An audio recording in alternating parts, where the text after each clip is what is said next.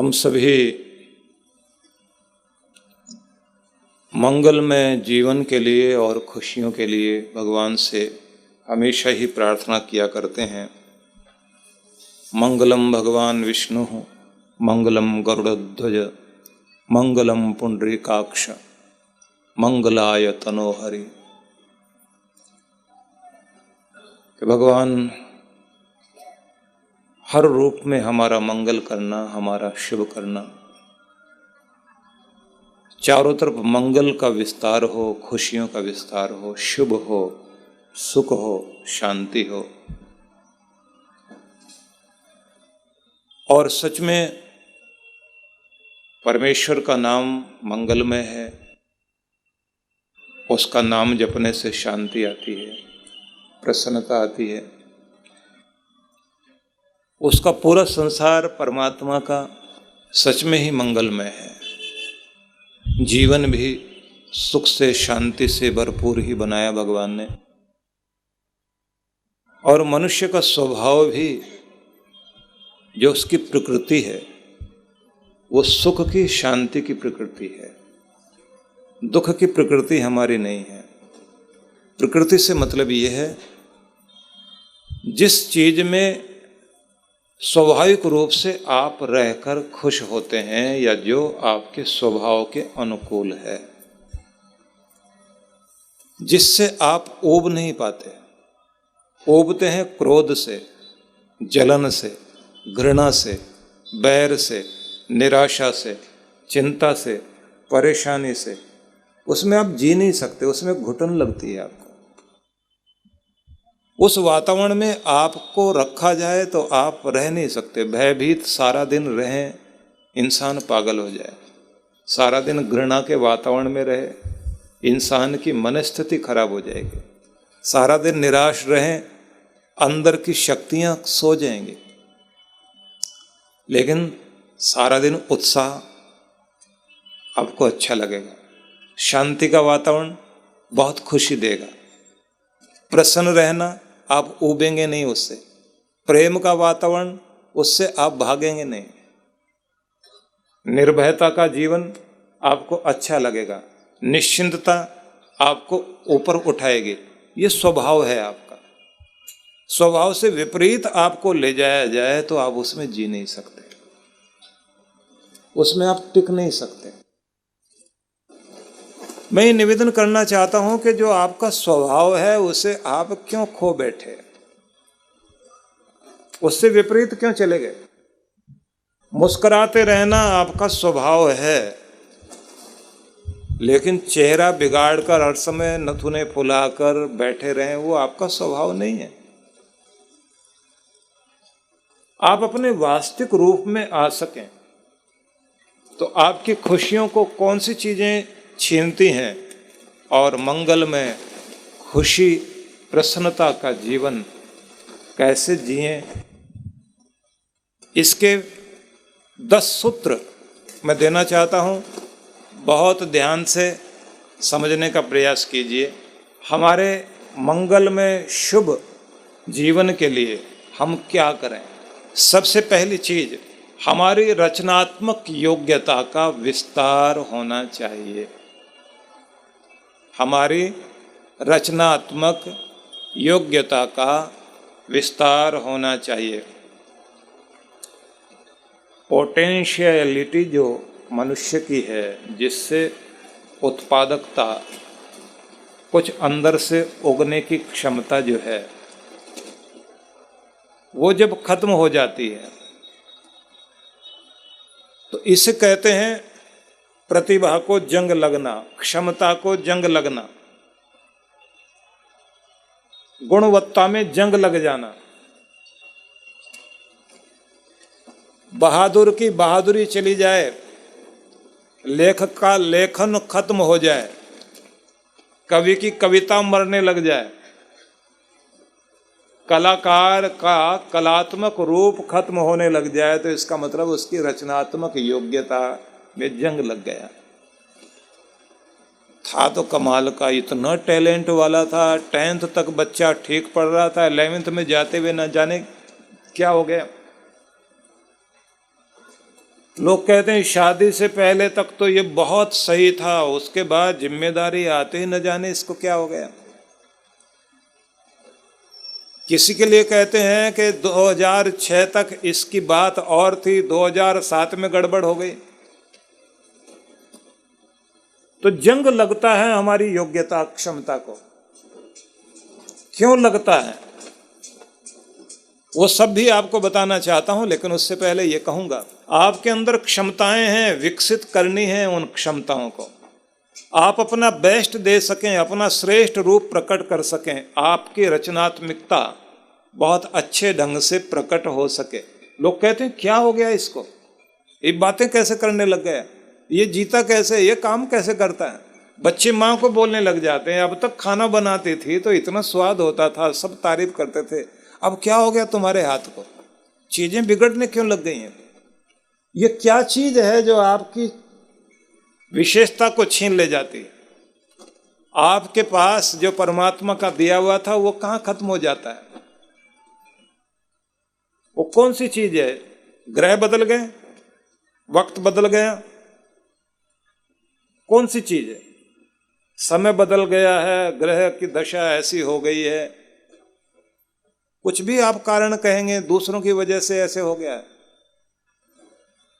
नहीं, मैं सबसे पहले निवेदन करना चाहता हूं, हर लोहे में एक शक्ति होती है, लेकिन हर लोहे के पास एक गड़बड़ भी होती है। उसके देख रेख रोज चाहिए, उसे पेंट चाहिए, नहीं तो जंग लग सकता है। घोड़े को रोज दौड़ाना चाहिए, नहीं तो उसके दौड़ने में जंग लग सकता है। साज को रोज आप ठीक रखेंगे, पहलवान को रोज कसरत करने की आवश्यकता है, नहीं तो उसकी गुणवत्ता में गड़बड़ हो जाएगी। कलाकार को रोज अभ्यास करना पड़ेगा। लता मंगेशकर होने के बाद भी 2.5-3 घंटे रोज रियाज करती रही, तभी उस जगह पहुंची।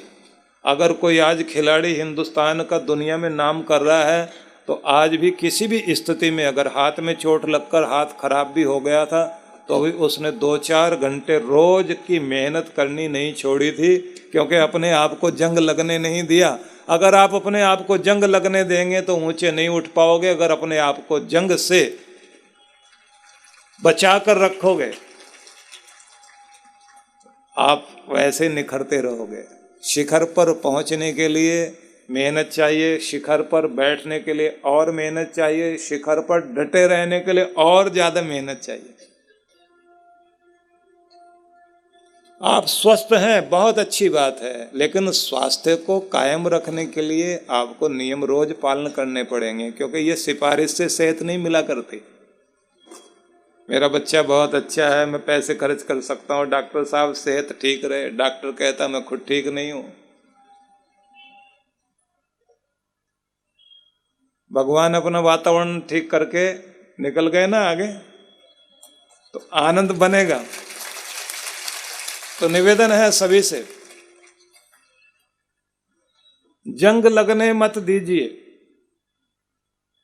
विचार कीजिए, अभी आपके सेहत को जंग लगा, आपकी गुणवत्ता को जंग लगा, कभी कभी तो हमारी मुस्कुराहट को भी जंग लग जाता है। जंग मत लगने दीजिए। आपकी मुस्कुराहट को, आपकी प्रसन्नता को, आपकी खिलखिलाहट को, आपकी गुणवत्ता को, आपकी विशेषता को, आपकी क्षमता को, आपके अंदर की जो रचनात्मक योग्यता है, उसे आपने बढ़ाना है। क्या करोगे? सभी ध्यान दें। पहली बात सभी को यह ध्यान रखनी चाहिए, रचनात्मक होने के लिए सकारात्मक चिंतन चाहिए। सोचें, अगर हाथ से पैसा चला गया तो आप मन में ये विचार लाओ कि मैं वही हूं जिसने कमाकर यहां तक पहुंचा था। अभी भी मैं चुक नहीं गया हूं, अभी भी मेरे अंदर की वो गुणवत्ता चली नहीं गई है। और न भगवान ने दुनिया छोड़ दी है और न परमात्मा ने अपनी कृपा करनी छोड़ दी है। उसकी कृपा भी काम करेगी, मेरी हिम्मत भी काम करेगी, और वक्त भी अपना काम करेगा। मैं जरूर वहां पहुंचूंगा। मैं देखता हूं उन लोगों को जिनकी उम्र बहुत हो गई, इतिहास के पन्नों में छिपे हुए कुछ नाम, जिन्होंने 70-80 साल की उम्र में जाकर बहुत बड़े बड़े काम किए। उन लोगों के नाम भी मैं जानता हूं जिन्होंने अपना बिजनेस ही 60 साल की उम्र में ऊपर उठाना शुरू किया और दुनिया के बेहतरीन अमीरों में 10 अमीरों में नाम उनका आया। तो ना तो उम्र आपके कार्य के लिए बाधक है, और ये भी देखिए कि जो बेचारे अनाथ थे, जिन लोगों ने बहुत दुख के साथ जिंदगी की शुरुआत की, उन लोगों ने भी अपना रास्ता बनाया। तो रास्ता आप भी बना सकते हैं। जैसे पानी अपना रास्ता खोजता चला जाता है, क्योंकि याद रखें, जैसे आपकी कार की हेडलाइट आप जलाते हैं, कितनी दूर तक दिखाती है वो? 200-300 मीटर ज्यादा से ज्यादा दिखाएगी, उससे ज्यादा आगे का तो नहीं आपको दिखाई देता। आगे क्या होगा क्या नहीं होगा नहीं दिखाई देता, लेकिन जितना दिखाई दे रहा उतने में चलते चले जाओ। परमात्मा फिर आगे रास्ता दिखाएगा, फिर आगे रास्ता दिखाएगा, फिर दिखाएगा, रास्ता दिखाई देता रहेगा। अभी से यदि आप कहेंगे मुझे तो आगे कुछ सूझ नहीं रहा, किसी को नहीं सूझता। जितना दिखाई दे रहा उतने में तो आगे बढ़ो। और यकीन से कोई कहे कि नहीं तुम्हारे लिए सब चीजें मैं ठीक कर दूंगा, आगे मैं खड़ा हुआ हूं, ऐसा नहीं होता। आप सोचिए कि आपने ठीक करना, अपनी हिम्मत से आगे बढ़ना है और रास्ता मिलता जाएगा, आपको आगे बढ़ते जाना है। तो रचनात्मक योग्यता को जन्म दीजिए। कहते हैं असफलता सिद्ध करती है, फेल हो जाना ये प्रूफ करता है कि सफल होने के जितने प्रयास किए जाने चाहिए थे उतने नहीं किए गए। फेल होने का मतलब है कि हम पास होने के, सफल होने के जितने ईमानदारी से प्रयास हमें करने चाहिए थे उनमें जरूर कहीं कमी रह गई है। अगर हम उनको पूरी तरह से प्रयास करें तो सफलता योग्यता को ही मिला करती है। अगर आप उस योग्य हैं तो परमात्मा आपको सफलता देंगे, क्योंकि कुदरत के नियम बेरहम हैं, कठोर हैं। कोई भी उसके लायक बन जाएगा तो कुदरत सफलता की माला पहनाने के लिए साथ में खड़ी हुई है, कोई दिक्कत नहीं है। देखते हैं, एक समय तक एक व्यक्ति गुणवत्ता वाला, लेखन वाला, कविता वाला, अच्छा डॉक्टर, हर कुछ बना रहता है। उसके बाद क्या होता है? जब व्यक्ति की गुणवत्ता में जंग लगता है उस समय क्या होता है? थोड़ा याद करना जो बता रहा हूं। कोई घटना घट जाए, परिस्थितियां विपरीत हो जाएं, उन स्थितियों में आप अपना अंदर जो आग या जो अंदर तेज था उसको खुद बुझाने लग जाते हैं। दुनिया कहने लग जाएगी आपका वक्त ठीक नहीं है, तुम्हारे साथ हुआ ऐसे है। कुछ ने ताने दे दिए, किसी ने टोक दिया, कुछ लोगों ने ये कह दिया कि तुम इस लायक थे ही नहीं है, तो बाई चांस तुमको मौका मिल गया था इसलिए तुम यहाँ पहुँच गए थे। उसका परिणाम क्या होता है? हम अपने आप को खुद ये मानने लग जाते हैं मैं कुछ कर नहीं सकता। जब आपने ये मान लिया मैं कुछ कर नहीं सकता तो बुझ गए आप। क्या करोगे? आशा को अंदर पैदा कीजिए, मैं कुछ हूं, मैं कुछ कर सकता हूं। देखिए, दो चीजें याद रखो, अभिमान और स्वाभिमान। अभिमान किसी को कभी भी आगे बढ़ने नहीं देता। और स्वाभिमान किसी को कभी नीचे गिरने नहीं देता। अपने स्वाभिमान को कभी भूलना नहीं और अभिमान को कभी बढ़ने मत देना।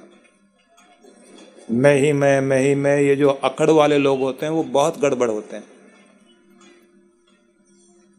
अभिमान वाला व्यक्ति दूसरे को कुछ समझता नहीं और स्वाभिमान वाला व्यक्ति दूसरों को भी समझता है और खुद को भी समझता है। भाई तुम भी बहुत अच्छे हो लेकिन हम भी कम नहीं है, हमारे पास भी कुछ है। भगवान की बड़ी बड़ी कृपा हमारे साथ। दोनों चीजें चाहिए आपकी जिंदगी में कि आप अभिमान को आने नहीं दें लेकिन स्वाभिमान को खोने ना दें। तो पहली प्रार्थना सभी से, रचनात्मक योग्यता अपनी जगाइए और उसे जंग नहीं लगने दीजिए। अगर जंग लग रहा है सेहत को तो रोज अपने नियम पूरे कीजिए। स्वास्थ्य के नियमों के लिए कसरत, योगाभ्यास, प्राणायाम, उन नियमों को पालन कीजिए। अगर आपके काम करने में आपके जो रिजल्ट बढ़िया आने चाहिए उसमें कहीं कमी है तो आपको ज़्यादा अपने आप को अभ्यास में लगाना है, अपने आप को जगाना है, अपनी क्षमता को पहचानना है, अपने अंदर शाबाशी खुद देकर स्वयं को जागृत करना है। एक चीज आपसे कहना चाहता हूं, व्यक्ति की जिंदगी में वो जो रचनात्मक गुण पैदा करने वाली शक्ति है, प्रेरणा शक्ति या प्रेरणा पुरुष, वो सद्गुरु होता है। सद्गुरु जितना जीवन में, जितने प्रेम से आप सद्गुरु की शक्ति से जुड़े रहेंगे उतना ही आप आगे बढ़ने के लिए प्रोत्साहित होते रहेंगे। कौन सी चीज आपको प्रेरित करती है? जो आपको कहे उठो, जागो, बढ़ो, कुछ करो। तुम इतने के लिए नहीं आए हो जितना तुम कर रहे हो, तुम बहुत कुछ करने के लिए दुनिया में आए हो। हम सभी को, हर आदमी को अर्जुन होना है और हर आदमी को अपना कृष्ण ढूंढना है। अपनी जिंदगी के रथ पर हाँकने वाला, प्रेरणा देने वाला कृष्ण बैठाना बहुत जरूरी है और हर आदमी को अपना आपा, अपने कृष्ण को, अपने गुरु को सौंपना है कि तुम चलाओ, तुम मुझे लेकर चलो, तुम मुझे बताओ इधर मुड़ना है, इधर जाना है।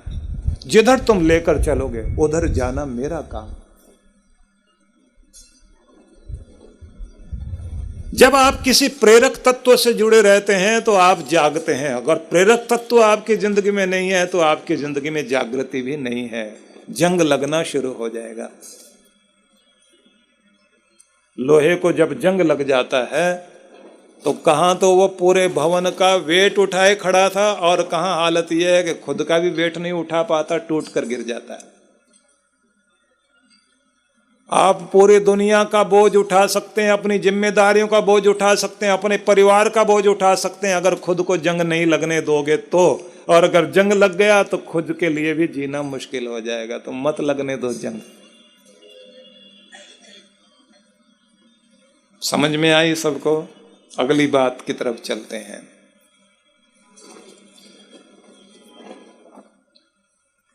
आपकी क्षमता, रचनात्मक योग्यता परमात्मा का दिया हुआ वरदान है, उसे सहेजना है।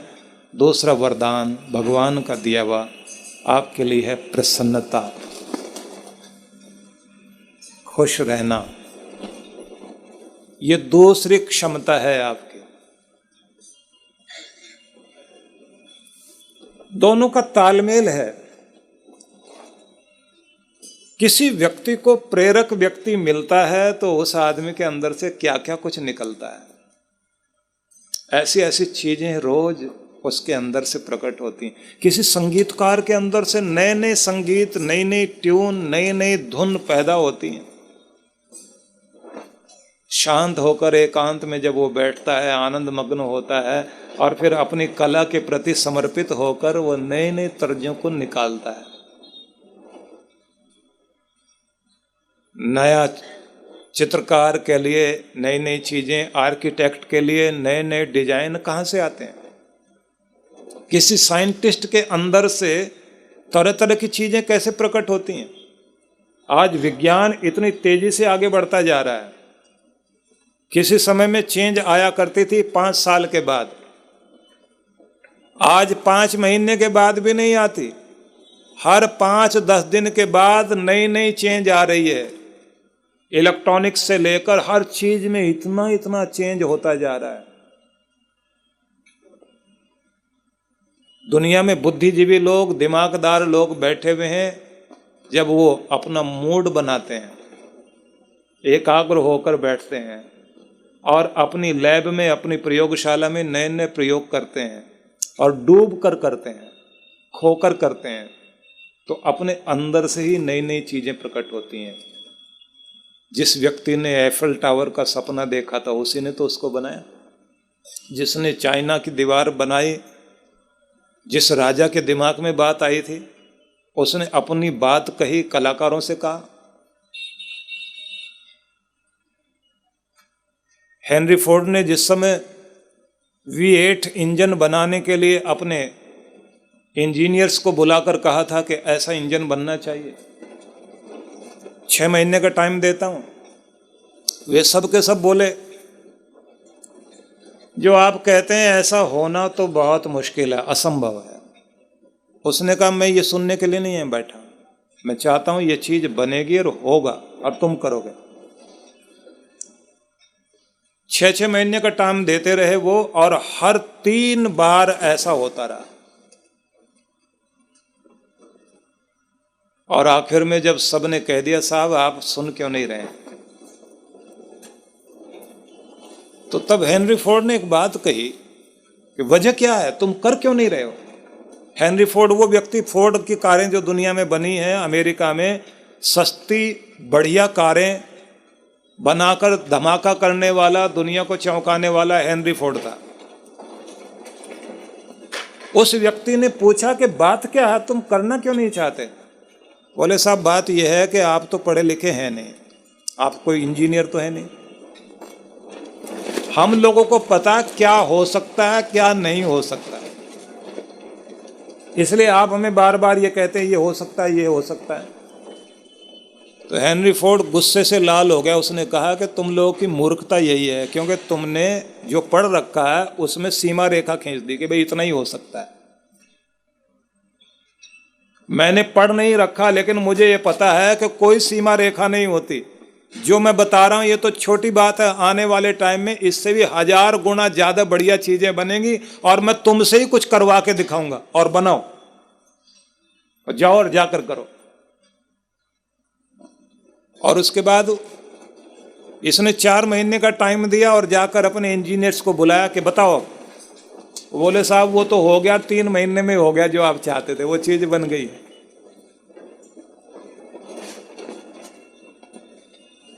हर व्यक्ति के अंदर न जाने क्या कुछ छिपा पड़ा है, लेकिन उसे प्रकट करने के लिए कोई प्रेरणा चाहिए व्यक्ति के अंदर, उसे उजागर करने के लिए कोई होना चाहिए जो उसे प्रेरित करे। आप खुद को खुद ही प्रेरित करें, अपने आप को गुरु से जोड़कर रखिए। लेकिन एक चीज ध्यान रखें, इससे अगला बिंदु है प्रसन्नता। अगर आप खुश हैं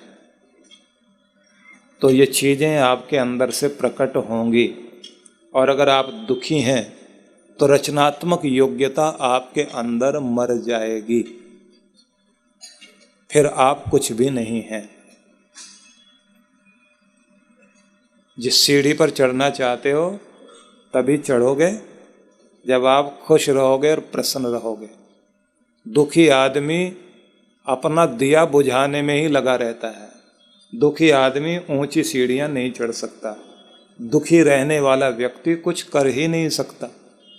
अब आप सोचेंगे कि दुख तो हर किसी के साथ है, ऐसा तो कोई भी आदमी नहीं जिसका शरीर पूरी तरह ठीक हो, कुछ न कुछ बीमारी तो लगी रहती है, और ऐसा कोई घर नहीं जिसमें कुछ खटर पटर ना होती हो, और ऐसा कोई कारोबार नहीं जिसमें कुछ न कुछ हानि लाभ ना हो रही हो, और ऐसी कोई भी जगह नहीं है जहाँ ये कह दो पूर्ण शांति शांति है। कुछ न कुछ अशांति तो हर जगह होती है। तो कुछ न कुछ तो दुखी आदमी है ही है। जब दुखी है तो फिर कहाँ से ये चीज़ें पैदा होंगी। अब मैं आपको बताना चाहता हूं, सुखी होना और प्रसन्न होना ये अंदर का एहसास है। अपने को दीनहीन, गरीब, दुखी मानते रहना ये अंदर का एहसास है। कुछ लोग करोड़ों कमाने के बाद भी अपने आप को पिछड़ा हुआ मान रहे हैं, क्योंकि उनको दिखाई देता है मेरे सामने इतने इतने लोग हैं जिनकी महीने की 10 करोड़ रुपए महीने की आमदनी है और मेरी 1-2 करोड़। तो जिसने ये मान लिया मेरी 1-2 करोड़, वो तो बेचारा दुखी होगा ना। अब उनके बारे में भी सोचिए, जिन बेचारों को 2 या 3 हजार रुपये महीना मिलता है, उनसे पूछा जाए कि कैसे चल रहा है, तो वो ये कहते हैं अपना तो बहुत अच्छे से गुजारा हो रहा, भगवान की बहुत दया है, ठीक से पेट पल जाता है, आगे क्या होगा बाद में देख लिया जाएगा, आज की तो बिल्कुल आराम से गुजर रही है, अपना काम तो पूरा ठीक चल रहा है। अब जरा सोच के देखिए कि कुछ 3 हजार में खुश हैं, कुछ 30 हजार में खुश हैं, कुछ 30 लाख महीने में भी खुश नहीं है। एक बात और सुन लीजिए, एक पुरानी कहावत है, कही जाती है कि राजा साहब का महल बहुत बड़ा। कितनी बड़ी जगह? बोले 100 एकड़ में राजा साहब का महल है। और राजा साहब का जो अंतपुर है, जहां रनवास है, तो बहुत बड़ा। बाथरूम में भी जाएं तो लगता है एक जगह से दूसरी जगह जाने में अगर आदमी पानी की बाल्टी उठा करके जाएगा तो पसीने पसीने हो जाएगा, उधर से लेके उधर तक जाने में। पूरा हॉल है बना हुआ। और राजा साहब बहुत बड़ी जगह में रहते हैं। पूछा क्या जहाँ वो सोते हैं वो जगह? बोले वो जगह भी काफी बड़ी है। बोले पलंग। तो व्यक्ति कहता साहब पलंग कितना भी बड़ा क्यों ना हो, लेकिन आदमी जगह तो उतनी घेरता है ना जितने में उसका तन आता है, और उसका जो पलंग है वो भी उसके लिए आधा ही काम आता, आधा तो रानी घेर के बैठी हुई है। तो भले ही उसका 100 एकड़ में मकान हो, लेकिन जो सो रहा है जितनी जगह में उतनी तो जगह है जितने में तन आ गया। तो गरीब भी उतनी जगह में सो रहा है जितने में उसका तन आ गया, तो बराबर तो हो ही गए ना। कहने के लिए कह दें इतना सारा है। अच्छा, खाने के लिए बहुत बड़े थाल में राजा खाता है, लेकिन खाएगा तो उतना जितना पेट में आएगा। कि साहब उसके कपड़े जो है ना जहाँ रखे जाते हैं वो 3 बड़े बड़े कमरे हैं जिनमें अलमारियां ही अलमारियां। बोले पहनता क्या? बोले जितना तन पर आ जाए उतना ही तो पहनता है। उसकी ऐसी अलमारियां हैं जिनमें 10 अलमारी में तो जूते ही जूते हैं। बोले होंगे जूते, लेकिन पहनेगा तो उतने जितने पाँव में आएंगे। तो हम कहने के लिए कह दें हमारे पास करोड़ों हैं, अरबों हैं, लेकिन काम तो उतना ही आता है जितने से तन ढका जा सके, पेट भरा जा सके, और उतनी जमीन काम आएगी जितने में आखिर में जा कर के शरीर सोएगा या उसकी राख बनेगी। बाकी को लिए कह दिया जाए मेरे पास इतना इतना, मूर्खता की बात नहीं तो और क्या है।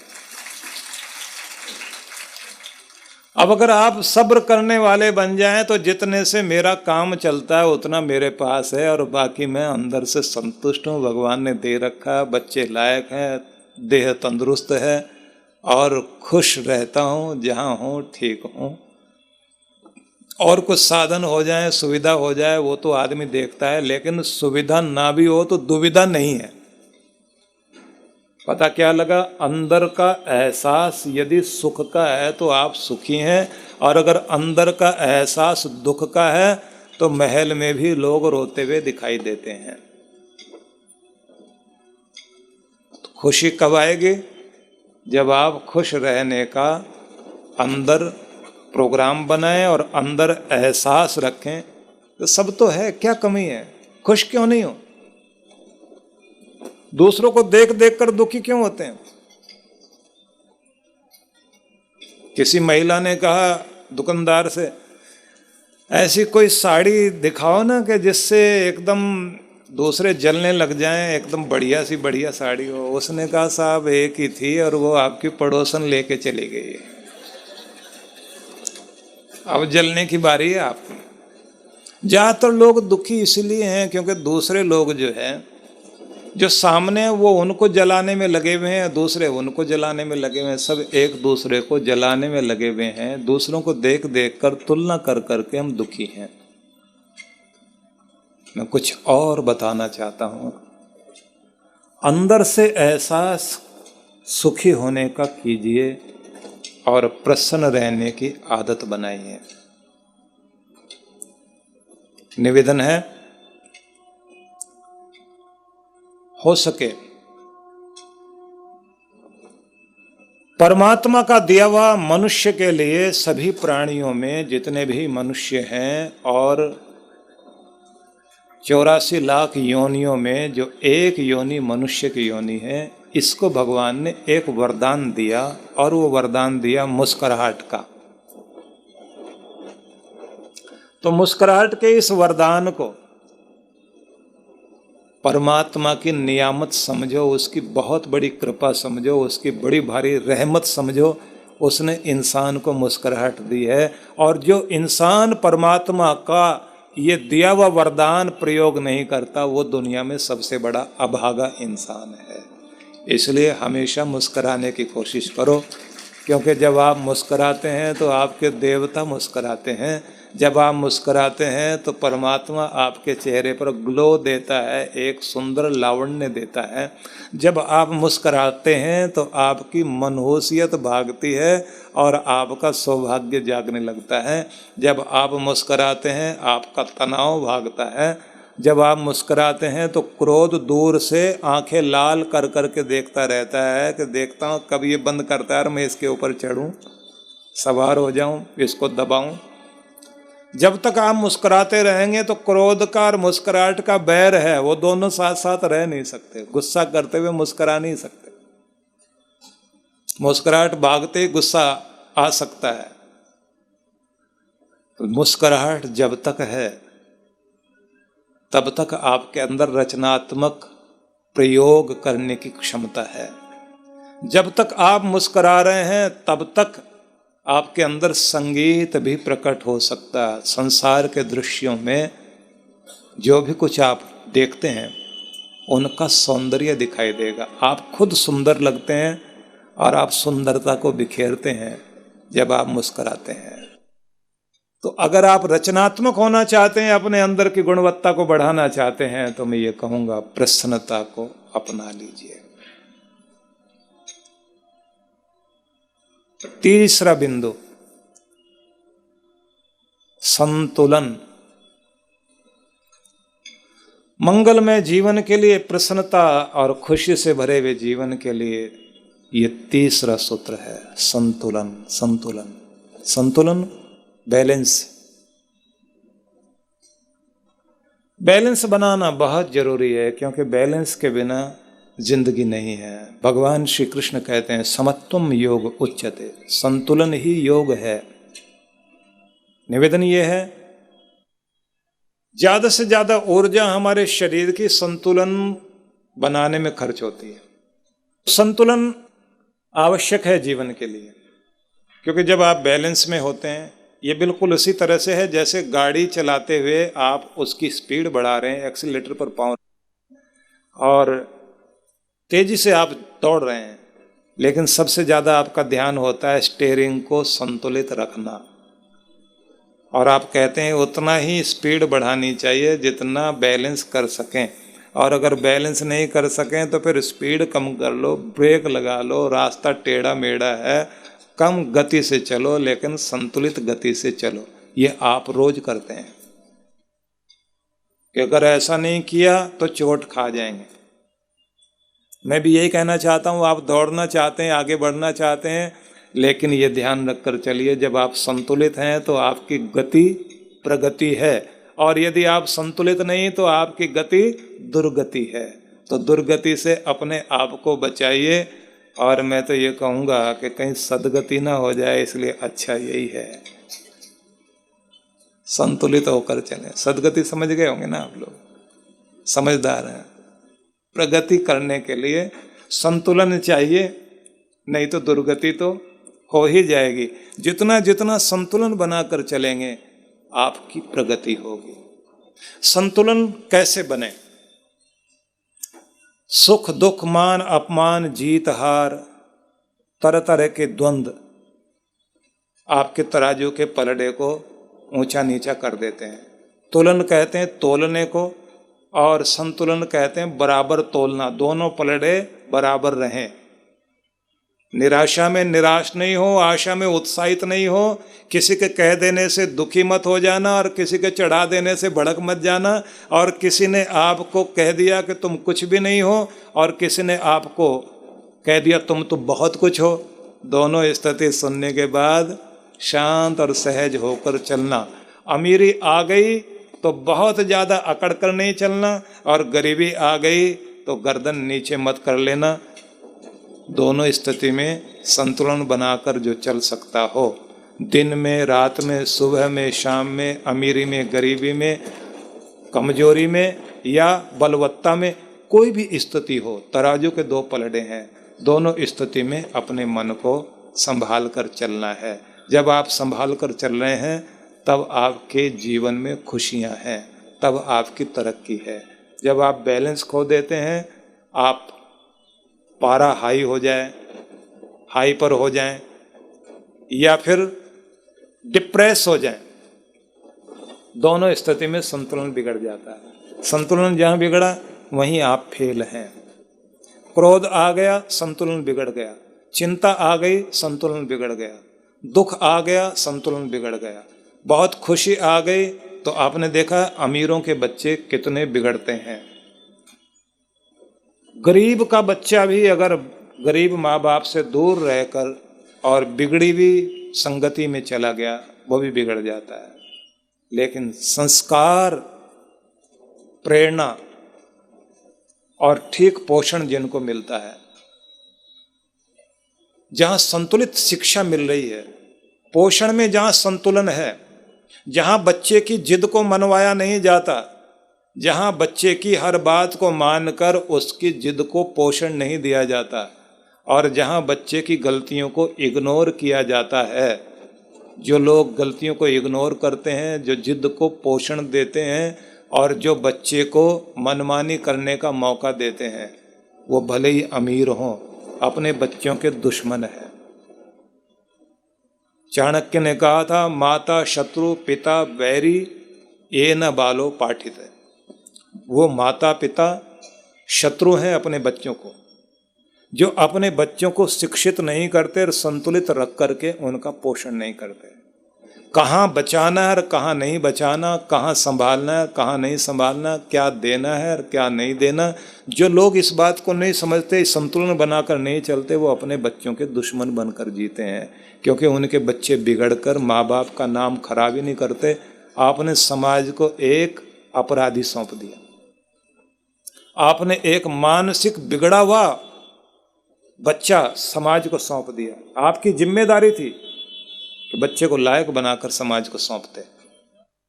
संतुलन जब होता है जिंदगी में तो विकास होता है। संतुलन होता है आप अपने बच्चों का भला करते हैं, संतुलन होता है खुद का भला करते हैं। जिस घर में संतुलन है उस घर की तरक्की है। जिस आदमी को संतुलित भोजन करना आ जाता है उसको स्वास्थ्य मिलता है। जिस आदमी को नाप तोल कर सोना आ जाए उसकी मानसिक स्थिति हमेशा ठीक रहती है।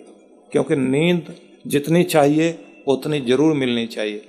6-7 घंटे की नींद आज के तनाव भरे जीवन में बहुत आवश्यक है। तो निवेदन है सभी से, संतुलन की महिमा को समझें, संतुलन को बनाकर चलें। संतुलन को भगवान श्री कृष्ण ने योग कहा। इस योग को जीवन में धारण कीजिए तो आप सुखी हो सकेंगे। अगला विचारणीय बिंदु बड़ा महत्वपूर्ण है और सभी को ध्यान भी देना है। आशावादी बने, ये एक महत्वपूर्ण बिंदु है, लेकिन इसी में कुछ चीजें हमें सोचनी है। आशा को कैसे हम बनाएं? मैं ये कर सकता हूं। कुछ आशाएं जीवन में जोड़ लीजिए। मतलब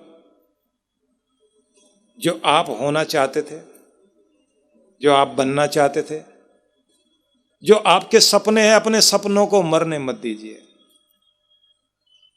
बड़ी बड़ी आशाएं, बड़ी बड़ी योजनाएं, बड़े बड़े सपने अपने अंदर उठाओ, उन सपनों का पीछा करो, उन सपनों को अपने अंदर उठने दीजिए, उनको तीव्र इच्छा शक्ति से इतना मजबूत बनाओ कि ये मैंने करना है, उसकी तीव्र भूख जगाओ, ये मैंने प्राप्त करना है।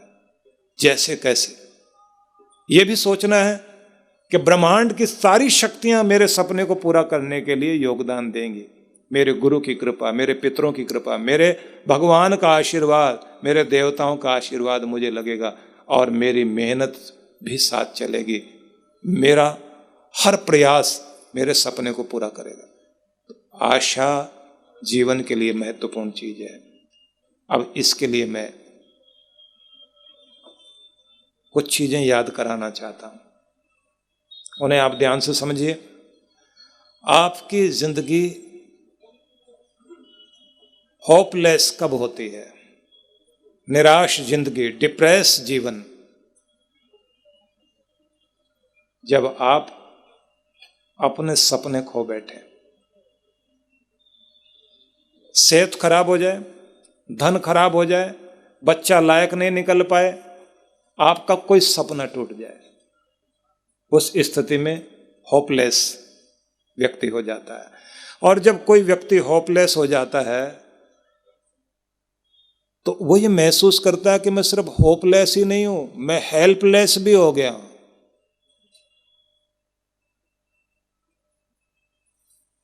मैं निवेदन करना चाहूंगा, कोई भी चीज खो जाने से कोई प्रलय नहीं हो गई।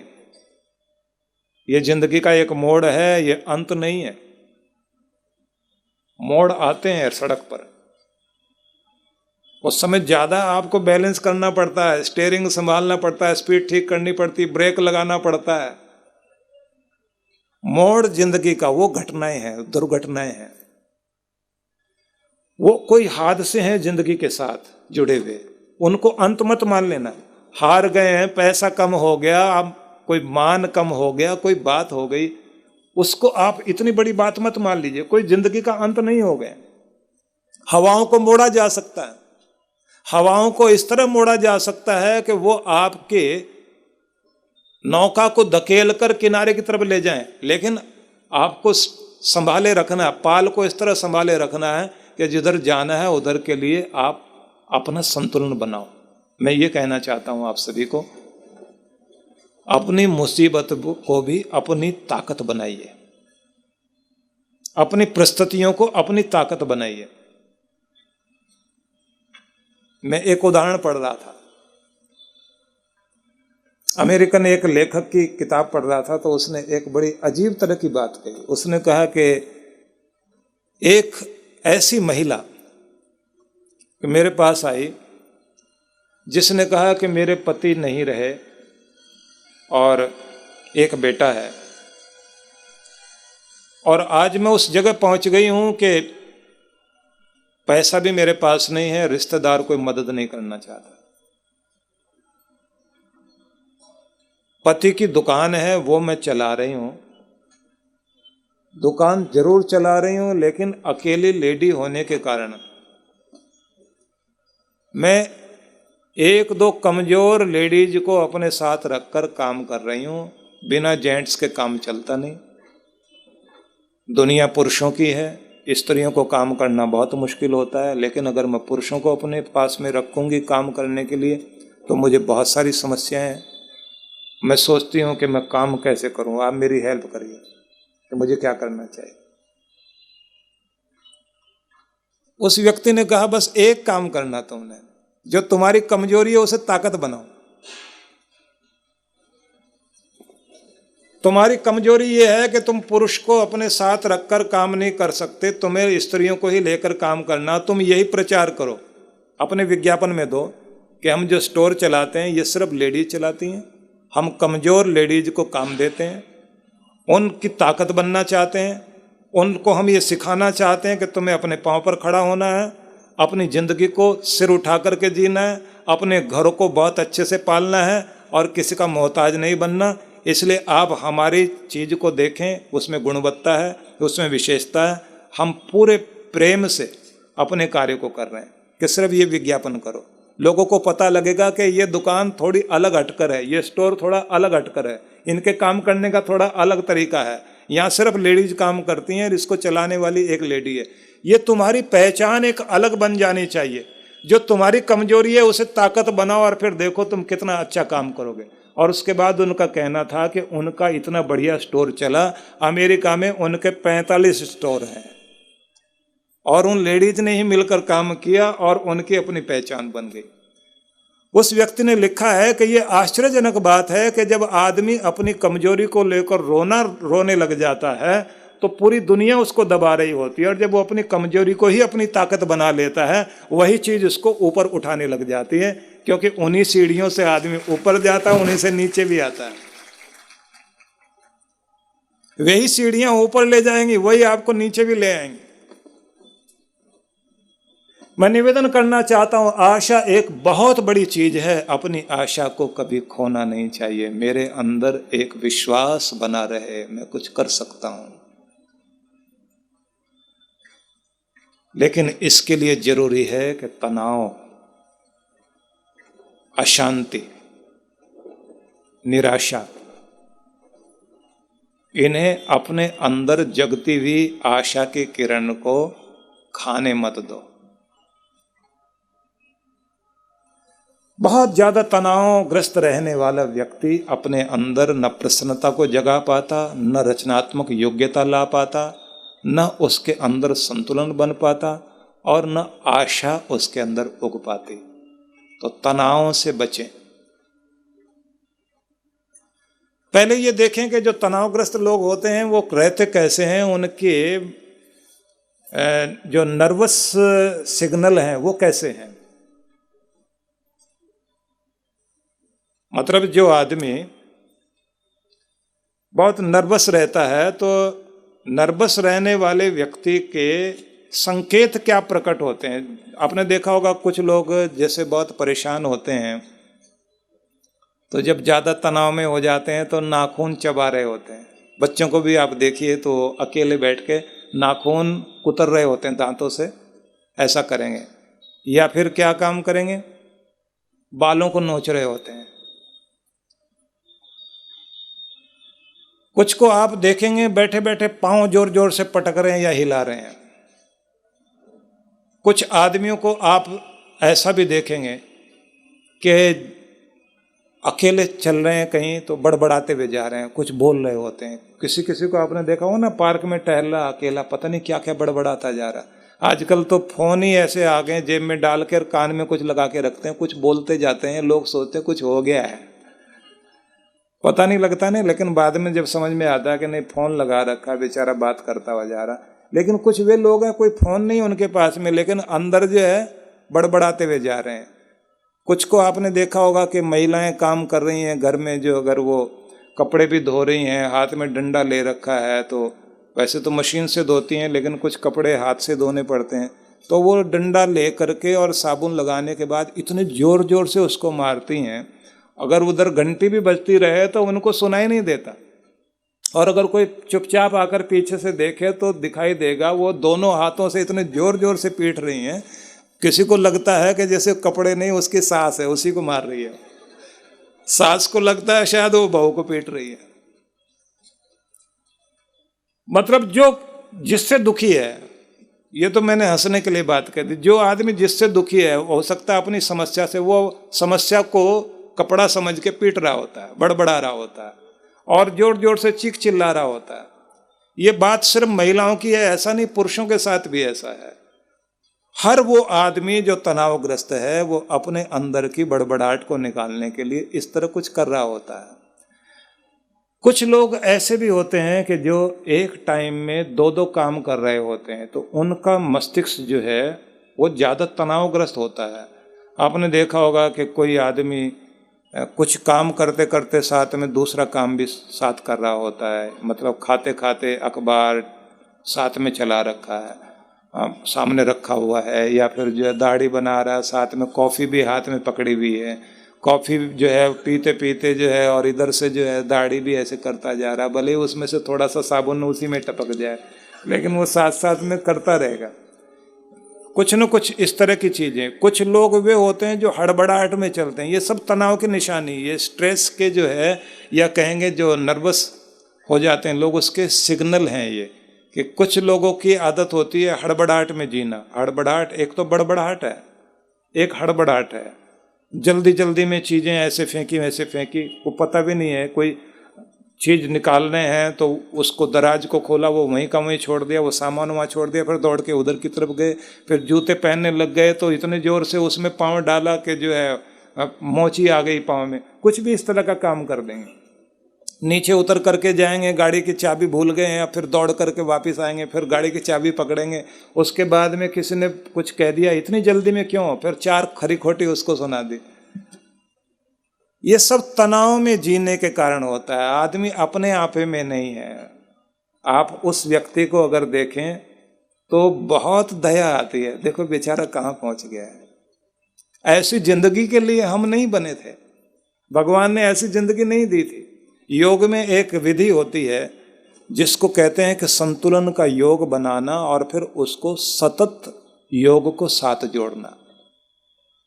थोड़ा सा उसके बारे में बता देता हूँ। तो एक चीज होती है कि आप बैठे बैठे प्राणायाम वगैरह करने के बाद अपने आप को थोड़ी देर साधें, शांत हों, और अपने आते जाते श्वास पर ध्यान टिकाएं। श्वास का आना जाना, इस पर ध्यान टिकाएं। इस पर ध्यान टिकाते टिकाते और शांत होते जाएं, स्थिर होते जाएं। और जैसे आप स्थिर होते जाएं, उसी के साथ में फिर लंबा गहरा श्वास भरकर फिर श्वास को छोड़ें, माथे को ढीला छोड़ें, शिथिल होते जाएं, एकाग्रता बनाएं। और उसके बाद जब बिल्कुल सहज हो जाएं तो थोड़ी देर निर्विचार होकर, थॉटलेस होकर, मन को कंसंट्रेशन करते हुए इस तरह से टिका लें कि आपको बैठे हुए अपने समय का ध्यान ही न रह जाए। दिमाग को मतलब खाली करना, विचारों से रहित कर लेना, केवल शांति शांति सोचते हुए मन को स्थिर कर लीजिए। जितनी देर आप टिक कर बैठ सकते हैं, शांत होकर बैठे, कुछ नहीं सोचना। जब आप कुछ नहीं सोच रहे हैं और शांत होकर बैठे हैं, उसी स्थिर स्थिति में थोड़ी देर अपने को रखिए। और जब आप बिल्कुल निर्विचार हो जाएंगे तो आप ये देखिए, ब्रह्मांड की दिव्य शक्तियां, उनसे आप कनेक्ट हो गए, आपको पता नहीं लगता। लेकिन धीरे धीरे धीरे धीरे जैसे कमरा खुला, पीछे की खिड़की खुल गई तो ठंडी हवाएं अंदर आने लग गई, ऐसे आपको शांति अंदर आनी शुरू हो जाएगी। संतुष्टि, चैन, प्रसन्नता अंदर प्रवेश करेगी। उसका मतलब है आप चार्ज हो रहे हो। और जब आप उठते हैं तो आपको लगता है जैसे आप बहुत शांत और खुश हैं। अब जो चीज ध्यान में आपने पाई,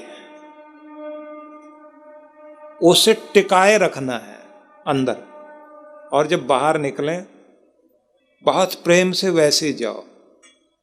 गाड़ी का दरवाजा खोलें, शांति से, प्यार से गाड़ी चलाएं, हड़बड़ाहट में नहीं। मतलब जो चीज आप लेकर आए उसे टिकाए रखना।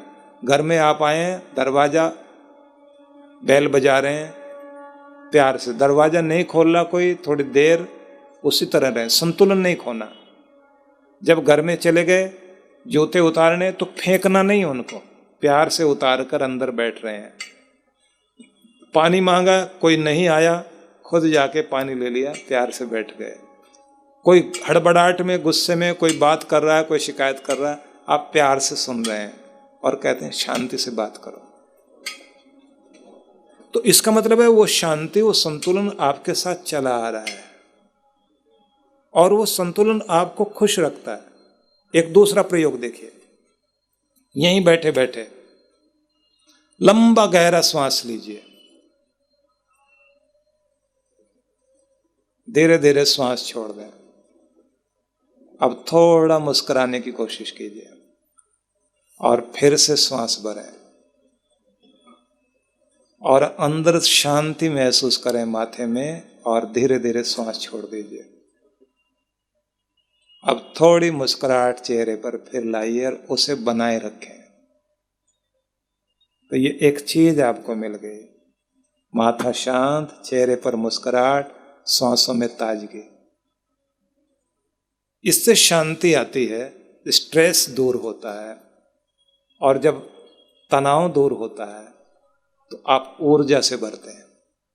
योग ये है कि ये तो थोड़ी देर के लिए आया, इसे लंबा कर लेना है, मतलब इसे अंदर टिकाए रखना है, इस खुशबू को हटाना नहीं, खोना नहीं। तो इस स्थिति में जब आप टिकते हैं तो आप एक योग साधते हैं। ये संतुलन योग है, ये आशाओं को जन्म देता है। आशाएं निराशा में तब बदलती हैं जब हमारा मन कहीं घायल होता है, हमारे सपने टूटते हैं, हमारी कोई चीज खो जाती है। तो जो हमारे मूड बदलते हैं उनके सिग्नल भी कुछ दिखाई देते हैं, उन्हें भी चेक कर लिया करें।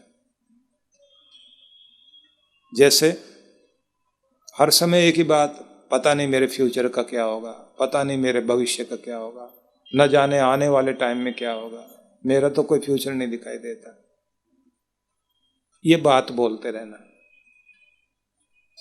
मतलब जो अंदर होप है, वो लिफ्ट जिसका बटन दबाते ही आप ऊपर पहुंचते, उस लिफ्ट का बटन खराब कर दिया आपने। मेरे भविष्य का पता नहीं क्या होगा, अब कोई आशा नहीं, कोई हेल्प मिलने वाली नहीं, किसी ने मेरा कोई साथ नहीं देना, इसका मतलब अंदर की आशा टूट गई। दूसरा सिग्नल, बात बात पर गुस्सा करना, किसी की कोई बात अच्छी ना लगना, और गुस्सा ही करने की आदत नहीं, फट पड़ना एकदम, जैसे कि ब्लास्ट हो गया हो, अंदर की आशा टूट गई। हास्य रस का अभाव, किसी चीज में रस लेना ही नहीं, ये सब सिग्नल देखिए आप। और कोई भी चीज प्रेम पूर्वक कहनी नहीं, जोर जोर से बोलना, ऊंचा ऊंचा बोलने लग जाना, गाली पर उतर आना, तो ये सब चीजें दिखाती हैं कि हम स्ट्रेस में हैं, संतुलन खो बैठे, हमारी आशा अंदर की जो एक ताकत थी वो हम खत्म कर बैठे। तो क्या करना है, अब वो बता रहा, जो बता रहा हूं उसे भी ध्यान से सुनना और जल्दी जल्दी इसको अपने साथ जोड़ लेना। पहली बात, जिंदगी में घटती हुई घटनाएं अंत नहीं है, वो मोड़ है। हर घटना एक शिक्षा है। हर जिंदगी की कोई भी चीज आपको कुछ न कुछ देकर जाती है, आप उसका लाभ लेना शुरू करें। हर अवसर का फायदा उठाएं, परिस्थितियों को बदलने की कोशिश करें। जिन परिस्थितियों को बदल नहीं सकते उनके साथ खुद को बदलने की कोशिश करें। दूसरों को इस बात के लिए प्रभावित न करें कि वो आपके साथ एडजस्ट करें। जो नहीं एडजस्ट कर सकते उनके साथ खुद एडजस्ट कर लीजिए। और जहाँ दोनों ही चीज़ें न घट सकें, उपेक्षा करो और आगे बढ़ो और ज़िंदगी को आगे बढ़ाओ। इस सिद्धांत पर चलना शुरू कर दो।